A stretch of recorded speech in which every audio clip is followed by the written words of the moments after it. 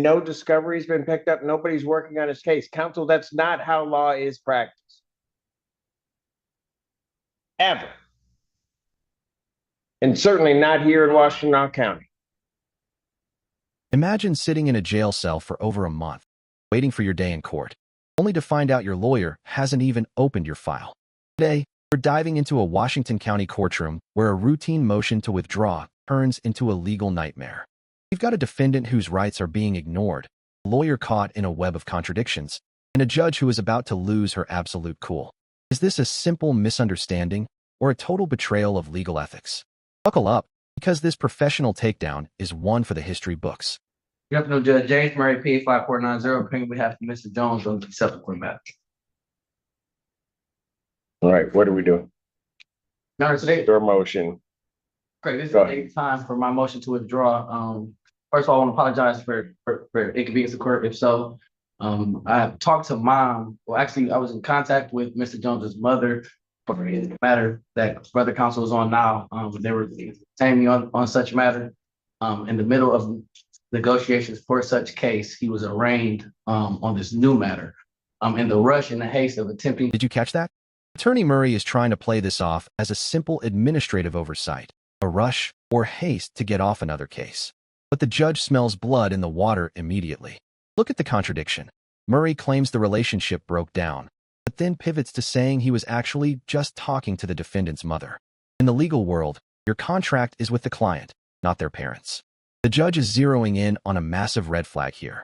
If a lawyer isn't even talking to the person they are representing, who is actually calling the shots? This is where the foundation of his defense starts to crumble. Mother was the one who went through everything. His mother reached out to me. His mother kind of did all the contacts. Mr. Jones has been incarcerated in Washington so far. I know, but I'm trying to figure out what's the basis of your motion to withdraw. The basis of the motion is that I was engaged by Mr. Jones's mother prior to the arraignment. She does not want to proceed with me as counsel. Why didn't you say that in a motion? I guess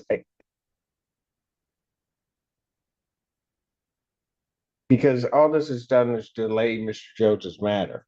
I just Understood, Your Honor. I do apologize for the inconvenience. well, it's not just apologizing to me, it's Mr. Jones. I mean, I'm trying to he's got a right to have his matter proceed forth, and now Mr. Jones, what do you want me to do? You know?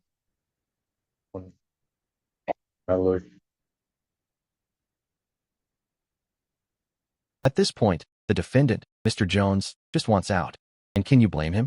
He's been sitting in Washington County for a month while his representation hasn't even picked up the discovery.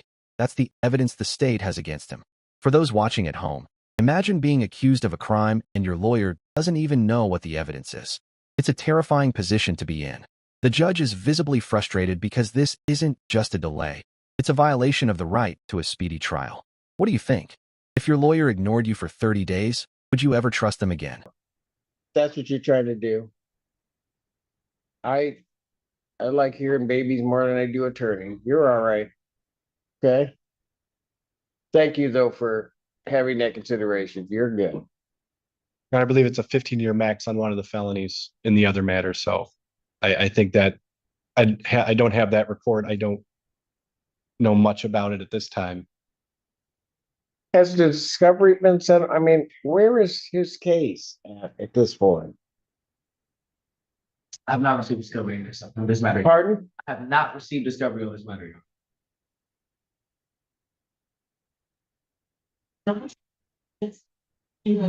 While in our office, I do have the discovery in our file media. But I'm not sure. He was arraigned on March 2nd. And so nobody's been working on his case since? The hammer is about to drop. Judge Murray just confirmed the unthinkable. Since March 2nd, absolutely zero work has been done on this case. This is a crucial clarification of legal obligations. An attorney's job starts the second they enter an appearance, not when they feel like getting around to it. By failing to pick up discovery, this lawyer has effectively frozen the legal process, keeping Mr. Jones behind bars without progress. The judge's statement, that's not how law is practiced, is a massive indictment of Murray's professionalism.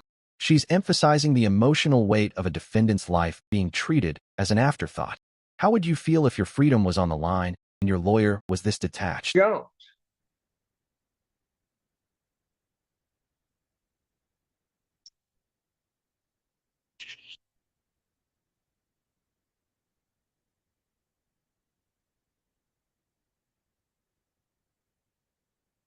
Have you ever talked to Mr. Jones? Not directly. Then why did you lie in your motion? When I spoke to This is the cringe moment of the hearing. The judge forces the attorney to read his own motion out loud. It's a classic move to highlight hypocrisy. Murray wrote that there was a breakdown in communication between him and Jones.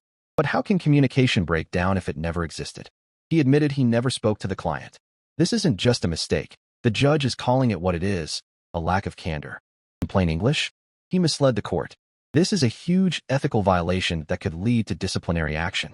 Do you think he was intentionally lying or just being incredibly lazy? A breakdown if you never talked to him. Your Honor, from my perspective, I was speaking to his mother. Expressed Mr. Jones's wishes. I should have outlined that in my motion after discussing that. Meaning you should have told the truth and had full candor to the court is what you should have had. I'm explaining exactly what happened right now on the record. I was never attempting to mislead the court. I was speaking to. No, you did mislead the court.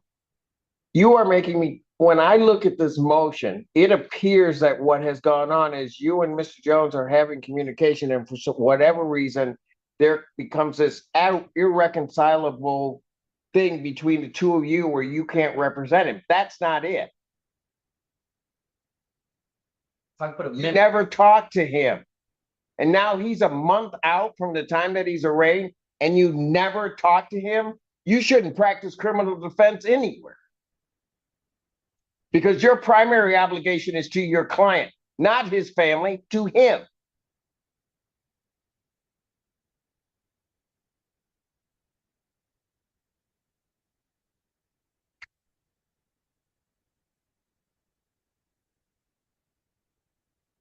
Mr. Jones, what do you want me to do? It's your case, it's your life. What do you want me to do? What do you mean? Like, as far as what? An attorney. I know you got Mr. Drukas on that one, but do you want him representing you? The judge has seen enough. She grants the motion to withdraw, not as a favor to the lawyer, but to protect the defendant from further incompetence. Her parting words are legendary. Don't come back into this county until you're ready to practice like you should. This is a rare and public shaming of a legal professional. She is prioritizing the client's life over the attorney's excuses. It's a powerful reminder that the court's primary duty is to ensure justice, not to accommodate attorneys who don't do their homework. But wait for it. The tension is so high that the judge even dares him to slam the door on the way out. I dare you to slam that door.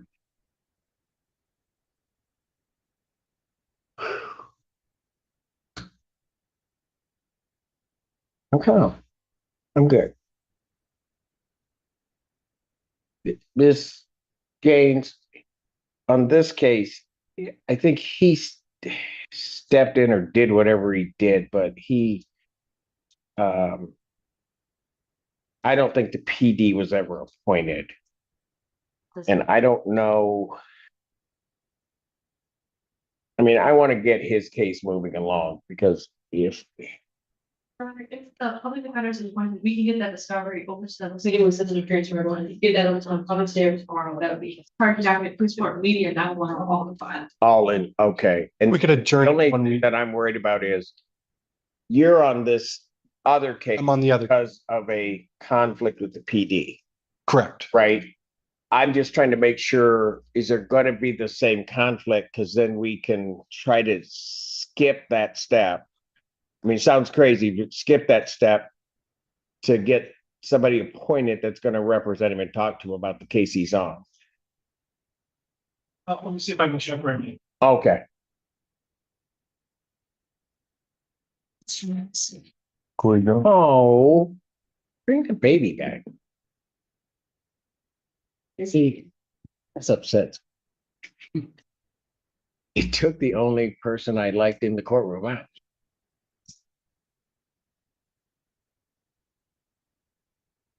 What, are you worried that she's talking too loud? Are you? Don't really, I'm serious. Don't worry about it. If she's got something to say, well, I'm going to let her say it and we'll just all wait. Nicolette.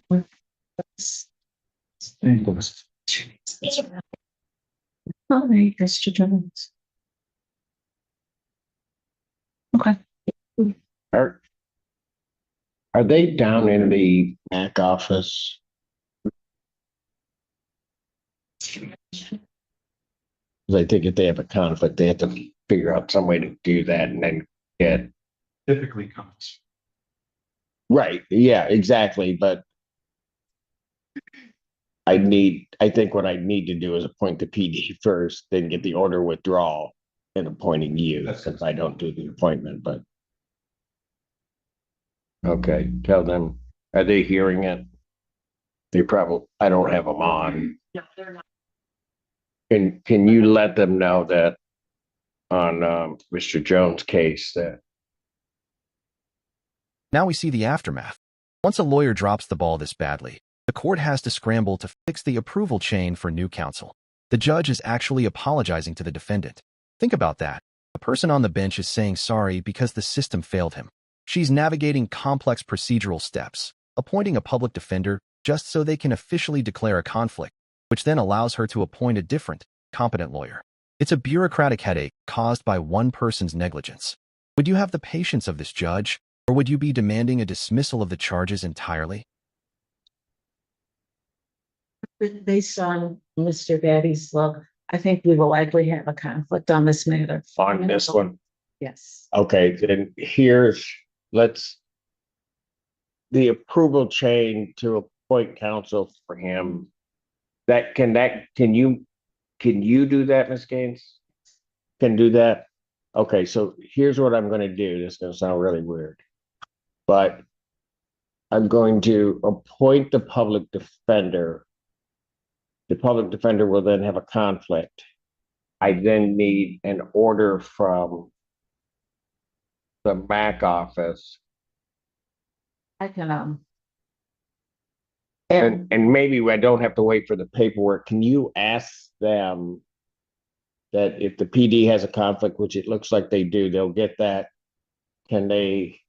Will they be appointing Mr. Drukas? Because then I can proceed with this matter and we can go and we'll just follow up on the paperwork. Mr. Juice, wanting to make sure that discovery gets to them tomorrow. I'd ask for the week adjournment so I can review discovery if it does come to See me, where- and then we can come. And I just can't appoint you myself. Yeah.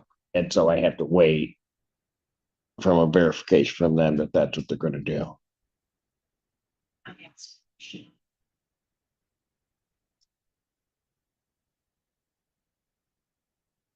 To who?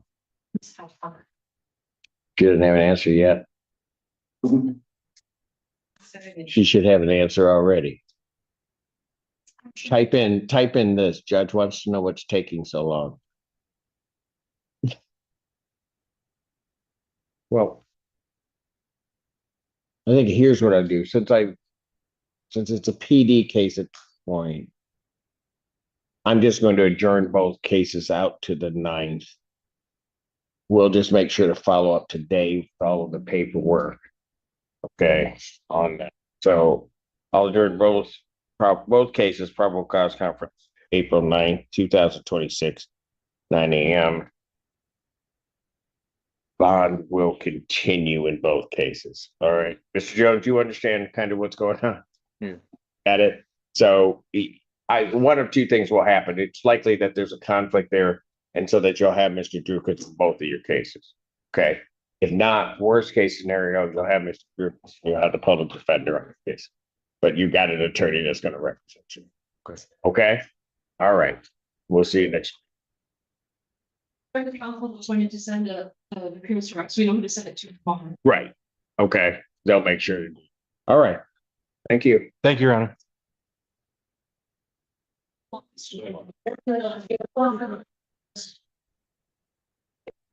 That's it?